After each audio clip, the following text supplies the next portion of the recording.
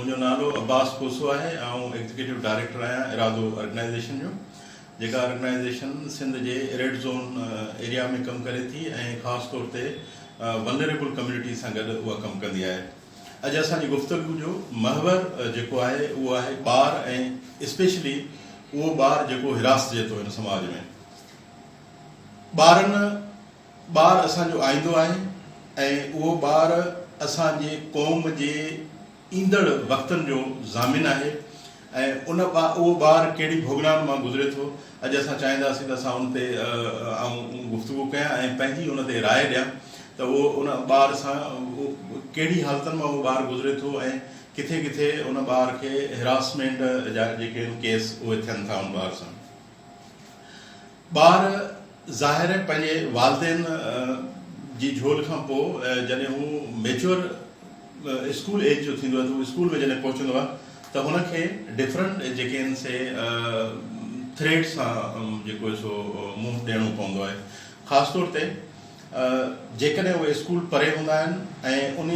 स्कूलनि ते ताईं रसाई जो जेको सफ़र आहे उन दौरान उन्हनि ॿारनि खे इलाही सारो हिरास कयो वेंदो, जिन इलाही सारा केस सिंध में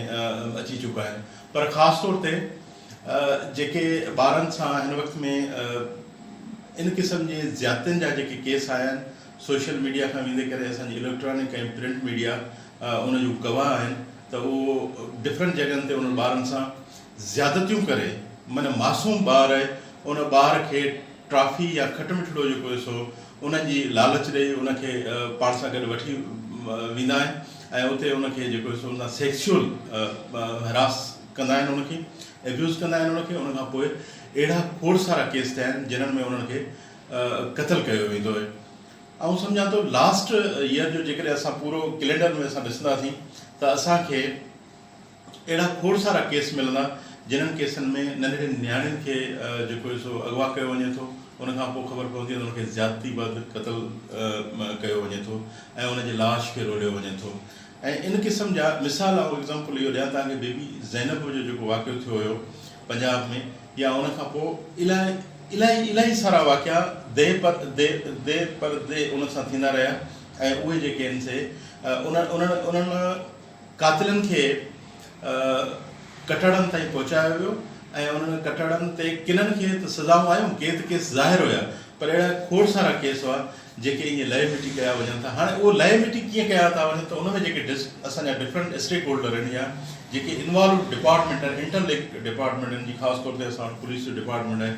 त जिथे जिथे उन ॿार सां ज्यादती थिए थी उहो केस जेकॾहिं थाणे ताईं पहुचे थो त उनखे एॾो पेचीदा कयो थो वञे जो उन्हनि जा वालदेन थाणे ते अचण खां जेको सो पोइ नाबरी वारे बीहनि था या उनखां तौबा था कनि। बाबा हाणे अहिड़ी हालत में जिथे ख़ुदि असांखे प्रोटेक्ट कयो वञे उन जॻह ते असां सां इन क़िस्म जो जेको सो एटीट्यूड रखियो थो वञे, उन जे करे इलाही सारा केस दॿिजी था वञनि।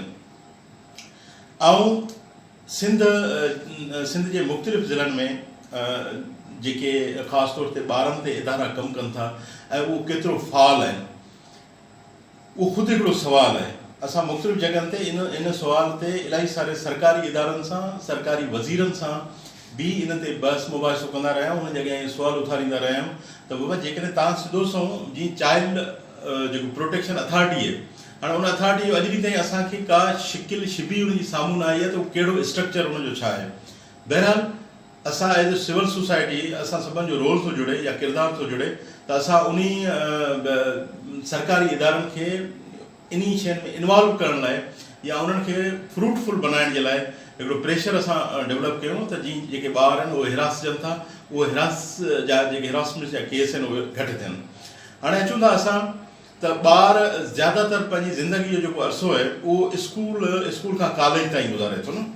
जॾहिं हू पहिरीं क्लास में अचे थो उनखां पोइ 5वीं क्लास ताईं आहे, उनखां पोइ 6वीं खां मैट्रिक ताईं आहे, मैट्रिक खां इंटर ताईं आहे,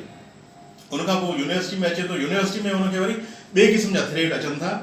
जेके उनजा लाइफ थ्रेड हूंदा आहिनि या कुझु शयूं हूंदियूं आहिनि। पर बुनियादी तौर ते जेको ॿार जॾहिं स्कूल जी एज में हूंदो आहे ऐं उन स्कूल खां हाई स्कूल वारी में उते बि इलाही सारा केस जेके आहिनि से उहे साम्हूं अचनि था ऐं उन केसनि ते डिफरेंट जॻहियुनि तां, डिफरेंट एरियाज़ मां, सिंध जे कुंड कुड़िछ मां आवाज़ उथनि था।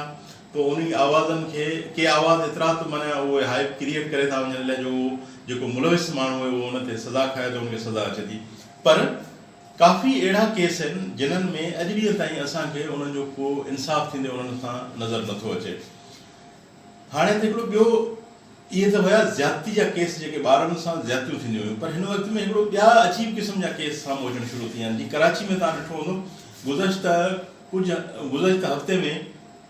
उतनि में हिकिड़ी नंढड़ी जेका आहे उनखे इंजेक्ट कयो वियो ऐं उहो इस्पताल जेको सिहत घर हुयो जेको उन ते माना आख़िर ताईं पुलिस जो हिकिड़ो स्टैंड हुयो, पुलिस प्रेशराइज़ बि करे हुनजे वालिद खे ऐं ख़ुदि असांजे जेको सूबो आहे उनजो CM उहो असेंबली में उथी चवे थो त हीअ ज़्यादती थी आहे, पुलिस जेका आहे असांजे कंट्रोल में न आहे। माना जेकॾहिं तव्हां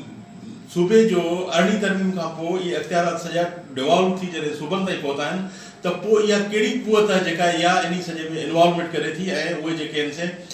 पुलिस खे इहे शयूं इम्प्लीमेंट करण खां रोके थी। आऊं as a civil society representative हिन पंहिंजे पैगाम जे तौर ते सरकार खां, सरकारी इदारनि खां, जेके बि इदारा प्रोटेक्ट कनि था असांजे हिन मुआशिरे जे उन्हनि मासूम बचड़नि जे लाइ जेके जुड़ियल इदारा आहिनि, उहो महिरबानी करे पंहिंजे सिस्टम खे ठीकु कनि ऐं उन्हनि ॿारनि खे प्रोटेक्ट कनि। ऐं जेकॾहिं इएं ॿारनि खे उन्हनि प्रोटेक्ट न कयो ऐं इन्हनि मामलनि ते उन्हनि कनलाटाट कई त सोसाइटी इन जे ख़िलाफ़ हिकिड़ो भरपूर एहतिजाज जो हक़ रखे थी, जंहिंमें तव्हां ऐं असां सभु गॾिजी प्रेशर डेवलप कंदासीं सरकार खे। ऐं सम्झां थो हिते मुंहिंजो हिकिड़ो ज़ाती राय इहा आहे त सिंध गवर्नमेंट इन ते जेकॾहिं सुठो एक्शन वरितो आहे। कल्ह जो जेको असेंबली इजलास हुयो उनमें CM बाक़ाइदा माना इन जी रिपोर्ट घुरी थो छोकिरी जे रीज़न छा हुयो, छाजे करे जेको आहे सो उनखे, ऐं अहिड़ा त इलाही सारा केस आहिनि न जेके रिपोर्ट ई कोन था थियनि। इहे आहिनि जेके मीडिया ते अचनि था, रिपोर्ट थियनि था, सरकार जे नुमाइंदनि जे अखियुनि ते बि अचनि था, कननि ताईं पहुचनि